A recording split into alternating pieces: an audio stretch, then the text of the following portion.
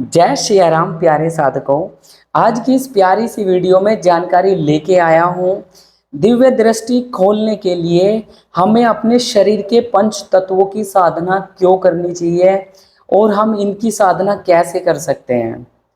पांच तत्व, जल तत्व, पृथ्वी तत्व, अग्नि तत्व, वायु तत्व और आकाश तत्व, इन पांच तत्वों का हमारा किस प्रकार से हमारी दिव्य दृष्टि से कनेक्शन होता है। और यदि हमारा कोई भी तत्व पूर्ण रूप से इम्बैलेंस हो जाता है, असंतुलित हो जाता है, तो ये मान के चलिए आपकी कुंडलिनी शक्ति प्रॉपर वेग से नहीं उठ पाती है और बहुत सारे ऑब्स्टेकल्स आते हैं। आज मैं पंच तत्वों के ऊपर, कुंडलिनी के ऊपर, कुंडलिनी के चक्रों के ऊपर और दिव्य दृष्टि के कनेक्शंस के बारे में आप लोगों को समझाने जा रहा हूं, ताकि आप भी जब अपनी दिव्य दृष्टि की साधना करते हैं तो आपको भी किसी प्रकार की कोई परेशानी ना हो।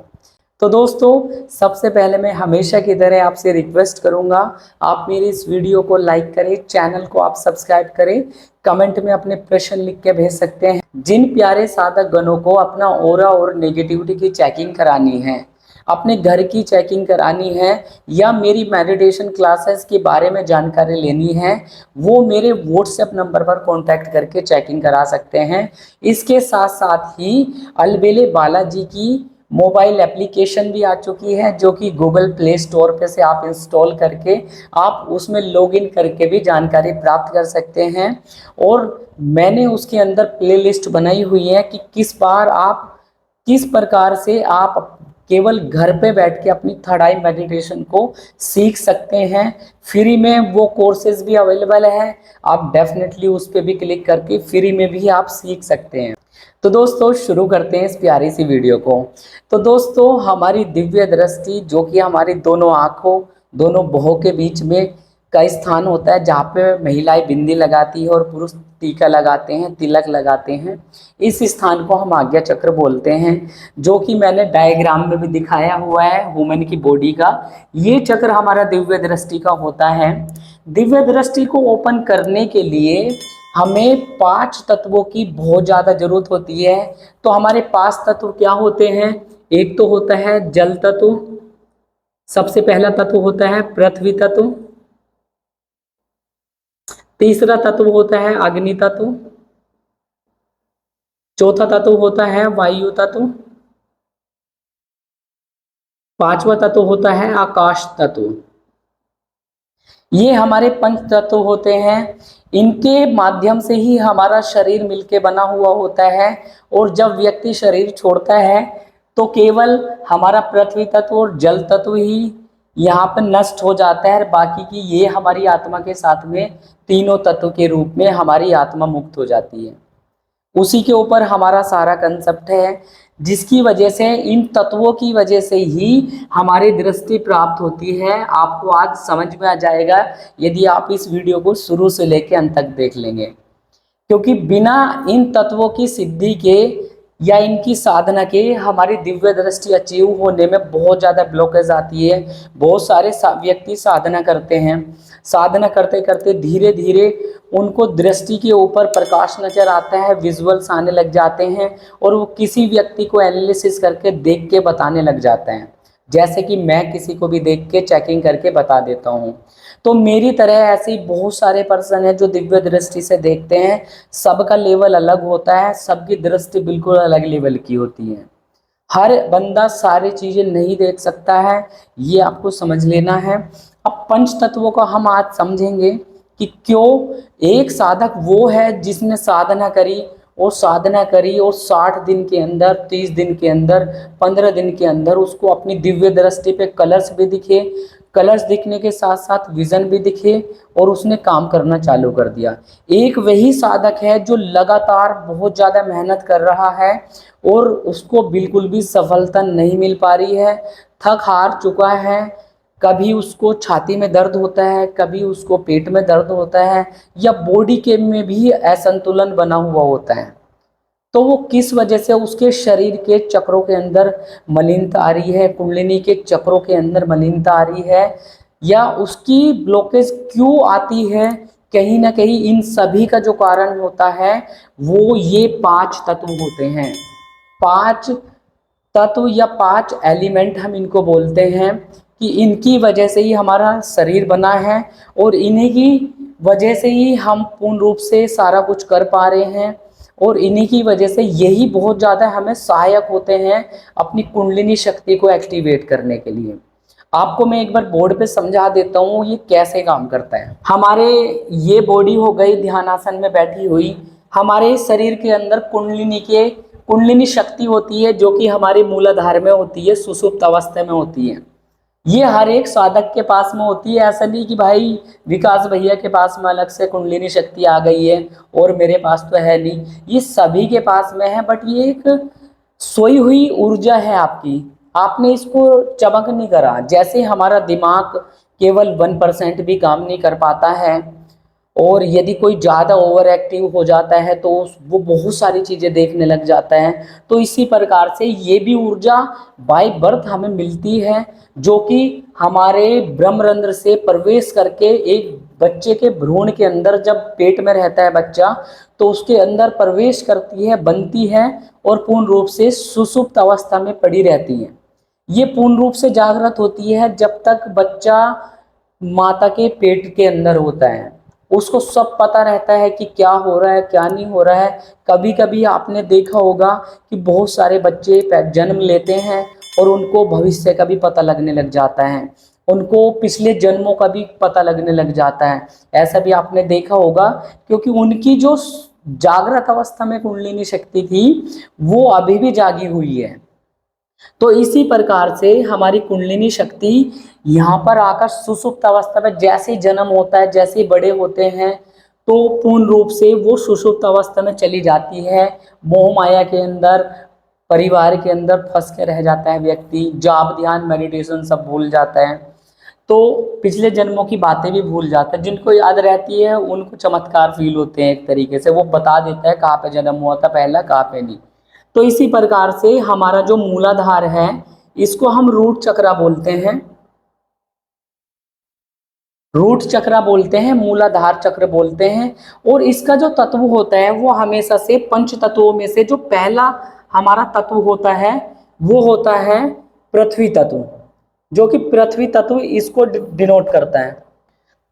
जिनका ये चक्र पूर्ण रूप से पृथ्वी तत्व, जिनका रूट चक्र अच्छा होता है तो उनकी कुंडलिनी शक्ति यहाँ से जागृत होती है और जागृत होकर ऊपर बढ़ती है। जिनका ये चक्र खराब होता है या पृथ्वी तत्व इम्बैलेंस होता है तो पृथ्वी तत्व इम्बैलेंस होने की वजह से ऐसे व्यक्ति, आपने देखा होगा बहुत सारे व्यक्ति ऐसे रहते हैं कि गुमसुम से रहते हैं, उनको अकेलापन पसंद होता है, वो किसी से ज़्यादा बोलना पसंद नहीं करते हैं। तो ऐसे व्यक्ति जो रहते हैं उनका ये मान के चलिए कि हमारे पृथ्वी तत्व के अंदर थोड़ी सी गड़बड़ है, जिसकी वजह से वो इस प्रकार की हो और वो अपनी एक बात पे स्थिर भी नहीं रह पाते हैं। उनका मन बहुत ज़्यादा चंचल होता है। चंचलता होने के कारण, क्योंकि ये चक्र हमारा स्थिरता प्रदान करता है, बट उस व्यक्ति के पास में स्थिरता कहाँ है, कहीं भी स्थिरता नहीं है। वो तो बेचैन है, बेचैनी देता है ऐसा व्यक्ति, और पूर्ण रूप से अपना दैनिक कार्य में, प्रजनन कार्य में लगा रहता है। उसको ध्यान मेडिटेशन से ज़्यादा वो नहीं रहता है यदि किसी का इम्बैलेंस भी हो जाता है। तो पृथ्वी तत्व हमारे मूलाधार चक्र को, और यही चक्र हमारा कहीं ना कहीं हमारे पितरों से संबंधित भी रहता है। यदि हम इस चक्र को अच्छा रखते हैं तो बाय डिफॉल्ट हमारे घर के पितर भी पूर्ण रूप से बढ़िया होते चले जाते हैं। कभी एक डीप में इसके ऊपर वीडियो बनाऊंगा चक्रों के ऊपर अलग अलग, क्योंकि वैसे ज़्यादा समय लग जाएगा। तो यही, यदि ये तत्व की किसी व्यक्ति के अंदर हमारे पृथ्वी तत्व की कमी रहती है तो उसको बहुत सारी परेशानी आती है, उसकी ये चक्र जागृत नहीं हो पाता, और जिसका बेस ही खराब होता है वो कुंडलिनी शक्ति को एक्टिवेट भी नहीं कर पाता, उसकी कुंडलिनी शक्ति ऊपर प्रॉपर बढ़ भी नहीं पाती है। अब बात करते हैं स्वादिष्ठान चक्र की।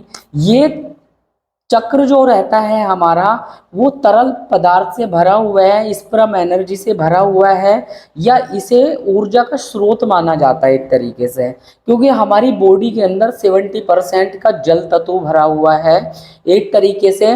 तो उसी प्रकार से हमारी बॉडी के अंदर जल तत्व को इम्बैलेंस करता है हमेशा से हमारा दूसरा तत्व, ये करता है हमारा जल तत्व, इसको होल्ड करता है। कुछ व्यक्ति आपने देखे होंगे जिनका जल तत्व पूर्ण रूप से बैलेंस होता है, तो पूर्ण रूप से अच्छे तरीके से उनके अंदर क्रिएटिविटी होगी, उनके अंदर पूर्ण रूप से कर गुजरने की क्षमता होगी, और उनका कॉन्फिडेंस लेवल भी काफ़ी अच्छा होता है, क्योंकि जल तत्व है। कभी कभी ऐसा होता है, मैं किसी व्यक्ति को देखता हूँ ये इम्बैलेंस होता है, जैसे मेरी मेडिटेशन क्लासेस के अंदर मैं देखता रहता हूँ, चेकिंग करता रहता हूँ, तो उनके जल तत्व की कमी रहती है। तो जल तत्व की कमी होने की वजह से उसके प्रजनन शक्ति के ऊपर भी इम्पैक्ट पड़ता है, तो कहीं ना कहीं उसकी स्पर्म काउंट कम हो जाएंगे, या ये चक्र इम्बैलेंस हुआ तो कहीं ना कहीं ऐसे व्यक्ति को हैबिट हो जाती है, मतलब एडिक्शन आ जाता है, नशा भी करने लग जाता है, या उसके अंदर बुरी आदतों की भरमार होने लग जाती है। ये होता है केवल इस तरल जो कि जल तत्व को डिनोट करते हैं, ये शांत होता है, ऐसा व्यक्ति शांत रहने लग जाता है, ऐसे व्यक्ति का ध्यान बहुत ज्यादा लगता है। ये तो गणेश जी का चक्र हो गया, ये हमारे विष्णु भगवान से संबंधित चक्र हो माना जाता है। इसके आज अधिष्ठात्री देवता जो हो रहते हैं वो रहते हैं विष्णु भगवान, जो कि जल में पूर्ण रूप से ध्यान अवस्था में रहते हैं। तो हम इसको बैलेंस करने के लिए विष्णु भगवान का ध्यान भी कर सकते हैं, और जल तत्व या पृथ्वी तत्व और रूट चक्र को बैलेंस करने के लिए हम पूर्ण रूप से गणेश भगवान जी का जाप भी कर सकते हैं। इसके बाद आती है हमारी सबसे मेन अग्नि तत्व।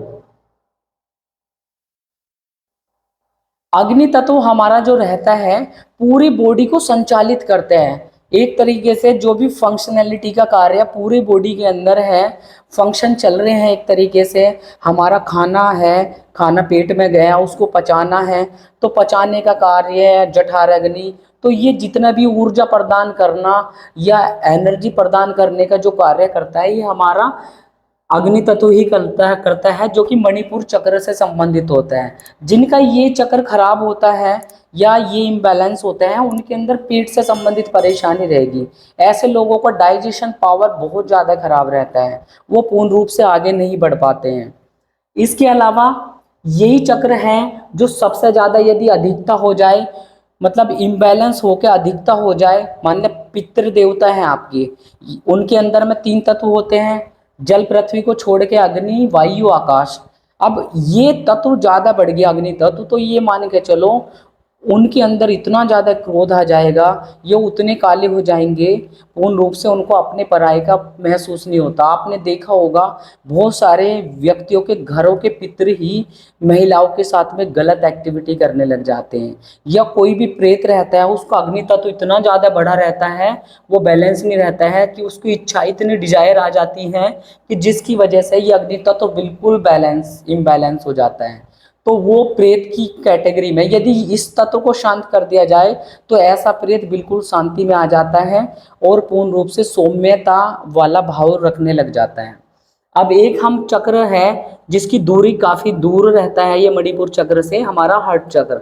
तो जैसे ये जो चक्र है ये संबंधित है हमारे 30, जो चौथा चक्र रहता है, चौथा एलिमेंट रहता है वायु, ये रहता है हमारे हार्ट चक्र से संबंधित, इसको अनाहत चक्र भी बोलते हैं, और ये वायु की एनर्जी है। अब हमारी पूरी बॉडी जो फंक्शन कर रही है वो किससे कर रही है?